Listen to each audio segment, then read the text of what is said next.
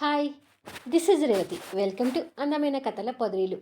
Video చూస్తున్న ప్రతి ఒక్కరికి, అలాగే లైక్స్, కామెంట్స్ ఎంకరేజ్ చేస్తున్న వారందరికీ నా హృదయపూర్వక ధన్యవాదాలు. ఈ కథ కేవలం కల్పితం. ఇందులో పాత్రలు, సన్నివేశాలు ఒకరిని ఉద్దేశించినవి కావు. నీ తనుకే ఎపిసోడ్ నెంబర్ 82. జూనియర్ ముద్దుల మెంటలుడు భూమి మీదకు రాబోతున్నందుకు కళ్యాణ్ సంతోషానికి అవధులు లేవు. కళ్యాణ్ అలా సంతోషంగా కార్ డ్రైవ్ చేస్తుండగానే వెనక నుంచి స్పీడ్గా వస్తున్న ఒక లారీ వీళ్ళ కార్కి గట్టిగా డాష్ ఇస్తుంది. దాంతో కార్ అదుపు తప్పి రోడ్డు దిగి లోతుగా ఉన్న లోయ వైపు వెళ్తుంటుంది.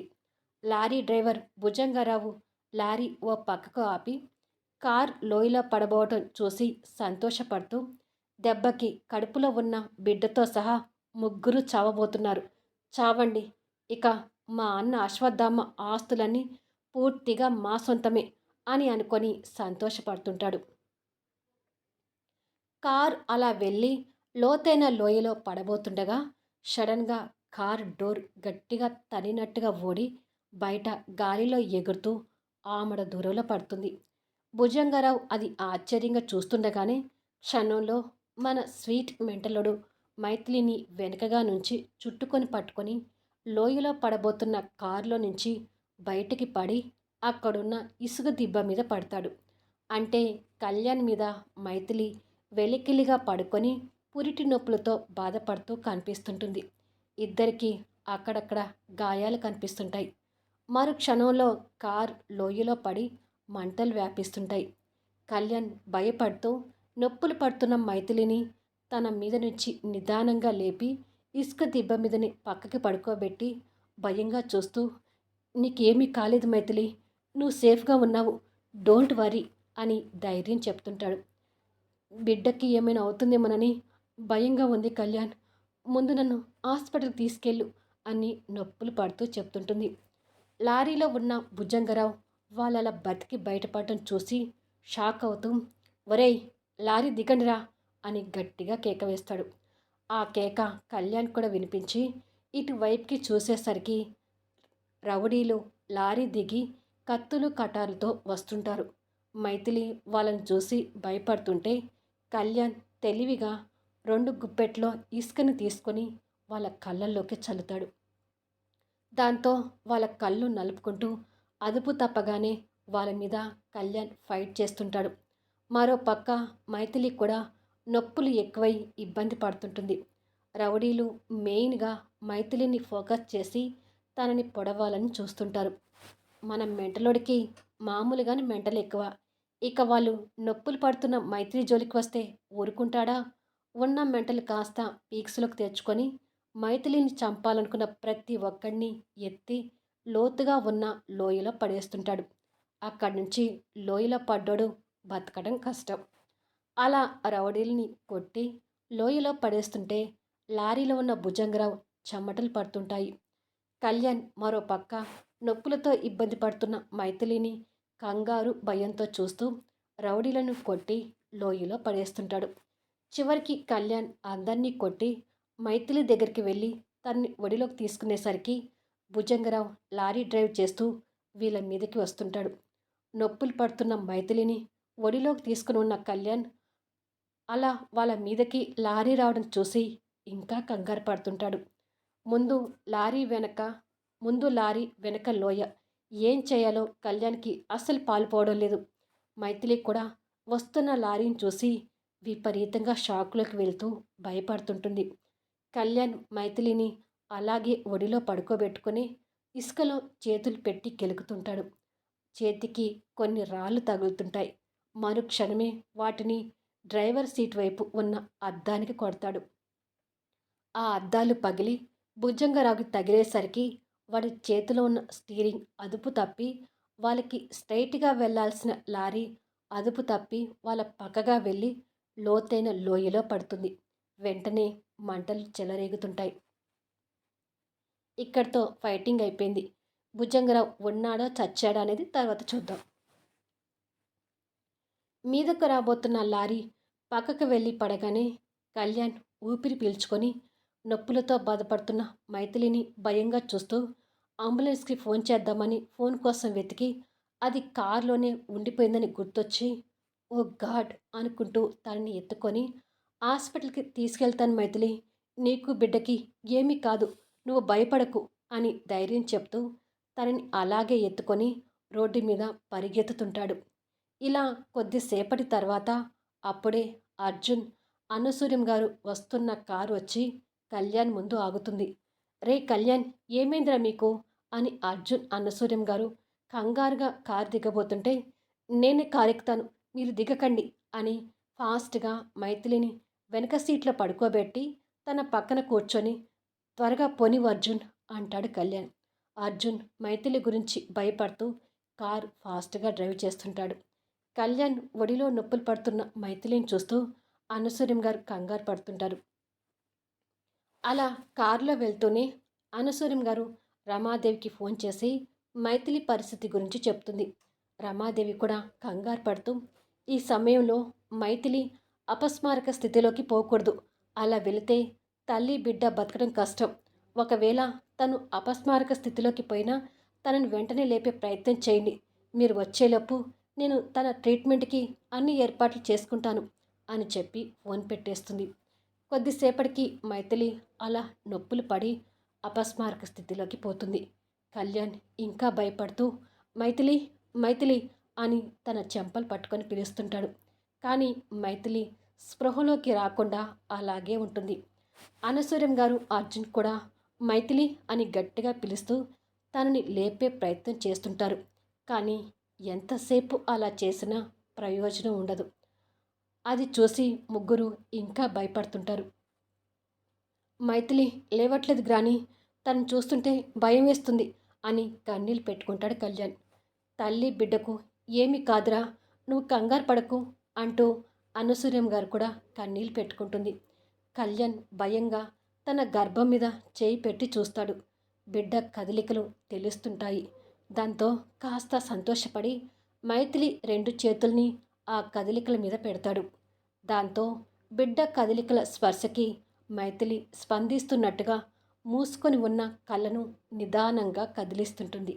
కళ్యాణ్ ఆశ్చర్యపోతూ మరో పక్క మైథిలి కదులుతున్నందుకు సంతోషపడుతుంటాడు. అంటే ఎవ్వరు పిలిచినా స్పృహలోకి రాని మైథిలి బిడ్డ కదలికలు స్పర్శకు స్పందిస్తూ కదులుతుంటే ఆ బిడ్డ మీద తను ఎంతటి ప్రేమ విమానాలు పెట్టుకుందో కళ్యాణ్కి అర్థమవుతుంటుంది. మైథిలి ఆ బిడ్డ కదలికలకు పూర్తిగా స్పందిస్తూ నిదానంగా కళ్ళు తెరుస్తుంది. మైథిలిని అలా చూడగానే కళ్యాణ్కి మళ్ళీ పోయిన ప్రాణం వచ్చినట్టుగా ఫీల్ అవుతూ, మైథిలి కళ్ళు మూసుకోకు, నాతో మాట్లాడు అంటాడు. మైథిలికి మళ్ళీ నొప్పులు స్టార్ట్ అవుతూ బాధపడుతుంటుంది. ఇంతలో హాస్పిటల్ కూడా వస్తుంది. కొన్ని సెకండ్స్లో మైథిలిని ఆపరేషన్ థియేటర్లోకి తీసుకెళ్తారు. కళ్యాణ్ టెన్షన్ పడుతూ అక్కడ చైర్లో కూలబడతాడు. విషయం తెలుసుకున్న రాజేశ్వరి, సూర్య కూడా అక్కడికి వస్తారు. కొద్దిసేపటికి సంజన కూడా అక్కడికి వస్తుంది. అక్కడ ఎవరికి ఎవరు ఓదార్చుకునే పరిస్థితి లేదు. ఏమవుతుందో, డాక్టర్ దగ్గర నుంచి ఏమి వినాల్సి వస్తుందేమోనని అందరూ భయపడుతుంటారు. కొద్దిసేపటికి డాక్టర్ రమాదేవి బయటకు వచ్చి, యాక్సిడెంట్ వల్ల మైథిలి పరిస్థితి చాలా క్రిటికల్గా మారింది. కోమాలోకి వెళ్ళే పరిస్థితిలో ఉంది. తల్లిని కానీ బిడ్డని కానీ ఎవరినైనా ఒక్కరిని మాత్రమే రక్షించగలం. మీకు బిడ్డ కావాలంటే మైథిలికి వెంటనే సిజేరియన్ చేసి బేబీని బయటకు తీయాలి. కానీ ఈ పరిస్థితిలో మైథిలికి సిజేరియన్ అంటే మైథిలి ప్రాణాల మీద ఆశ వదిలేసుకోవాలి. అందుకే మైథిలినా, బిడ్డనా, ఎవరు ప్రాణాలతో కావాలో త్వరగా తేల్చుకొని చెప్పండి కళ్యాణ్ గారు అంటుంది డాక్టర్. డాక్టర్ మాటలు విని కళ్యాణ్తో సహా అందరూ నిచేతనంగా ఉండిపోతారు. కళ్యాణ్ కళ్ళలో మాత్రం ఆగకుండా కన్నీళ్లు ప్రవహిస్తుంటాయి. రాజేశ్వరి, సూర్య కుమిలిపోతూ ఏడవడం కనిపిస్తుంటుంది. మైథిలి జ్ఞాపకాలు కళ్యాణ్ కళ్ళ ముందు కదలాడుతుంటాయి. అర్జున్, సంజన, అనసూయం గారు కూడా కన్నీళ్లు పెట్టుకుంటూ నిలబడతారు. పరిస్థితిని బట్టి డాక్టర్ ఇంకా తొందర పెడుతూ, మీ నిర్ణయం చెప్పడం లేట్ అయితే ఇద్దరిని కాపాడడం కష్టం. త్వరగా అందరూ నిర్ణయించుకొని చెప్తే మంచిది అని అంటుంది. రాజేశ్వరి ఆలోచిస్తూ, కళ్యాణ్ ఖచ్చితంగా తమ బిడ్డని కోరుకుంటాడు. అలా కోరుకుంటే నా కూతురి పరిస్థితి ఏంటి అని మనసులో అనుకొని ముందుకు వచ్చి నా కూతుర్ని కాపాడండి అని చెప్పబోయే లోపే బిడ్డ గురించి వదిలేసి మైథిలిని కాపాడండి డాక్టర్ అని కళ్యాణ్ దగ్గర నుంచి సమాధానం వస్తుంది. కళ్యాణ్ సమాధానం విని అర్జున్, అనసూయం గారు ఆశ్చర్యపోతుంటే రాజేశ్వరి, సూర్య కాస్త సంతోషపడుతుంటారు. కళ్యాణ్కి పుట్టబోయే బాబు మీద పెంచుకున్న ప్రేమకి దుఃఖం రూపంలో కన్నీళ్లు తన్నుకొస్తుంటాయి. అయినా ఆ బాధని దిగమింగటానికి ప్రయత్నిస్తూ, ప్లీజ్ మైథిలికి ఏమీ కాకూడదు, తనని కాపాడండి డాక్టర్ అని అంటాడు. మీరు కన్ఫామ్గా చెప్తున్నారు కదా కళ్యాణ్ గారు అని అడుగుతుంది డాక్టర్. ఎస్ డాక్టర్, ఆరోగ్యవంతమైన బిడ్డని ప్రసవించి మా చేతిలో పెట్టాల్సిన బాధ్యత మైథిలికి ఎంత ఉందో అదే మైథిలిని ఆరోగ్యంగా వాళ్ళ అమ్మగారికి చెప్పాల్సిన బాధ్యత కూడా మాకు అంతే ఉంది. ఈ యాక్సిడెంట్ నా చేతిలో జరిగింది కాబట్టి బేబీకి ఏమని అయినా దానికి మైథిలి బాధ్యురాలు కాదు. దానికి పూర్తి బాధ్యుణ్ణి నేను మాత్రమే. సో న్యాయంగా ఆలోచిస్తే మైథిలినే బతకాలి.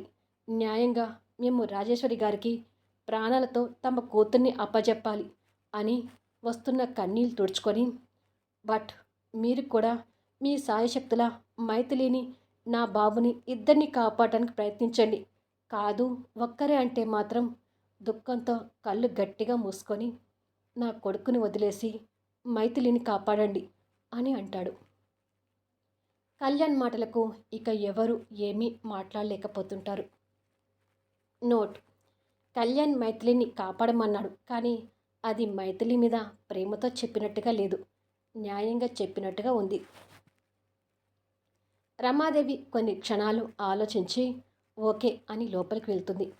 కళ్యాణ్ చైర్లో కూలబడి మొహాన్ని దోసెట్లో పెట్టుకొని, నిన్ను కాపాడుకోలేకపోతున్నా నానా అని బిడ్డ గురించి ఏడుస్తుంటాడు. కళ్యాణ్ పరిస్థితి చూస్తుంటే అందరికీ కన్నీళ్లు పొంగి వస్తుంటాయి.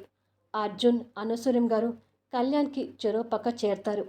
కళ్యాణ్ అనసూయం గారిని హక్ చేసుకొని, గ్రాని, పుట్టబోయే నా బాబు మీద చాలా ఆశలు పెట్టుకున్నాను. వాడి మీద నా ప్రాణాలు పెట్టుకొని బతికాను.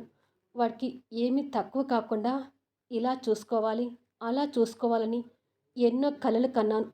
కానీ ఇప్పుడు నా నోటితోనే నా బాబుని అని చెప్పలేక ఏడుస్తుంటాడు. అర్జున్ కూడా కన్నీళ్ళు పెట్టుకుంటూ, కృంగిపోకు కళ్యాణ్, ధైర్యంగా ఉండు అని ఏడుస్తున్న కళ్యాణ్ హక్ చేసుకొని ఓదారుస్తుంటాడు. లోపల రమాదేవి ఇంజెక్షన్ వల్ల మత్తులో ఉన్న మైథిలిని కొంతమంది సీనియర్ న్యూరాలజిస్ట్, గైనకాలజిస్ట్ డాక్టర్స్ని తీసుకొచ్చి చూపిస్తుంటుంది.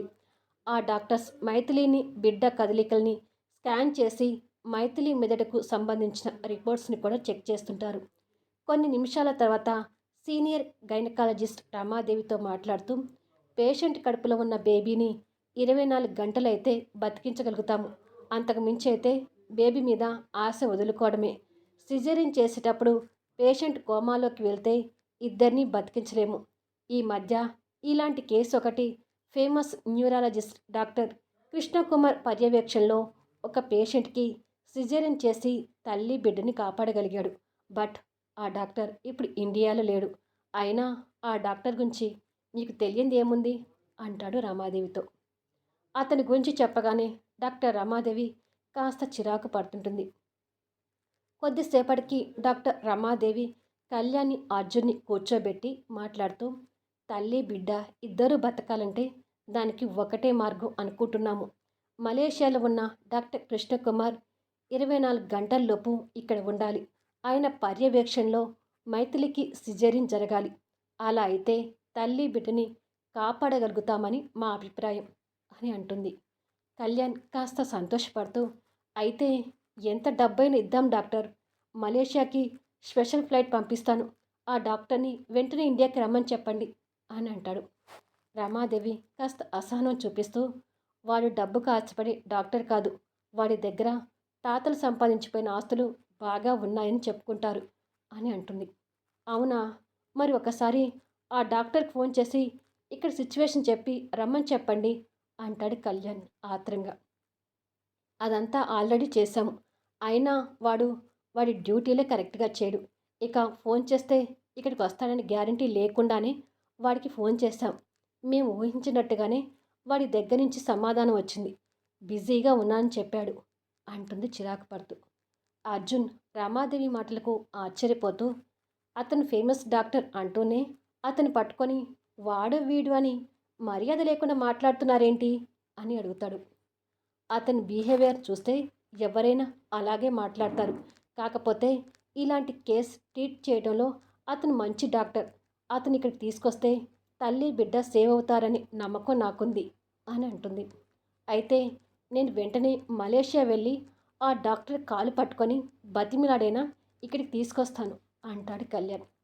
కొన్ని గంటల తర్వాత అనసూయం గారు కన్నీళ్ళు పెట్టుకుంటూ ఉంటే సంజన ఓదారుస్తూ, ఊరుకోండి బామ్మగారు, కాళ్ళు పట్టుకొనైనా ఆ డాక్టర్ని తీసుకొస్తానని కళ్యాణ్ అన్నయ్య మలేషియా వెళ్ళాడు కదా, ఇక ఏమీ కాదు అని ఓదారుస్తుంటే సంజన పక్కన కూర్చున్న అర్జున్ సంజన భుజాన్ని గీకుతాడు. ఏంటి అన్నట్టుగా సంజన అర్జున్ వైపు చూస్తుంటుంది. నీ మెంటల్ అన్నయ్య గురించి నీకు ఇంకా పూర్తిగా అర్థం కాలేదనుకుంటా. వాడు కాలు పట్టుకొని తీసుకొచ్చే రకం కాదు, మెడ పట్టి ఈడ్చుకొచ్చే రకం అంటాడు. దబేల్న డోర్ తెరుచుకోగానే ఒక అమ్మాయితో శృంగారంలో ఉన్న డాక్టర్ కృష్ణకుమార్ ఉలిక్కిపడి ఇటుగా చూస్తాడు. వెంటనే అతని పక్కన ఉన్న అమ్మాయి ఎదురుగా దృశ్యాన్ని చూసి భయపడుతూనే బ్లాంకెట్తో శరీరాన్ని కవర్ చేసుకుంటుంది. ఇక డాక్టర్ కృష్ణకుమార్ చేతుల మీద నుంచి జారిపోతున్న జుబ్బాల బన్నీతో మోకాలపైకున్న షార్ట్తో కనిపిస్తూ బెడ్ దిగి, ఏయ్ హూ ఆర్ యూ అంటాడు కోపంగా. అతనికి ఎదురుగా కాస్త దూరంలో ఉన్న కళ్యాణ్ చేతిలో ఉన్న గన్నుతో అతని గుండెకు గురి పెడుతూ, చూస్తుంటే నీ పేరు బాగా నిలబెట్టుకుంటున్నావని అర్థమవుతుంది మిస్టర్ కృష్ణకుమార్. డాక్టర్ రమాదేవి వాళ్ళు ఫోన్ చేస్తే బిజీగా ఉన్నామని చెప్పావంట, ఇదేనా బిజీగా ఉండటం అంటూ ఇద్దరిని చూసి అడుగుతుంటాడు. డాక్టర్ కృష్ణకుమార్ని మన మెటలోడు ఎలా తీసుకొస్తాడు అనేది నెక్స్ట్ వీడియోలో చూద్దాం. ఈ వీడియోపై మీ అభిప్రాయాలు తెలుపుతూ కామెంట్స్ ఇవ్వండి. అలాగే లైక్స్ ఇచ్చి ఎంకరేజ్ చేయండి.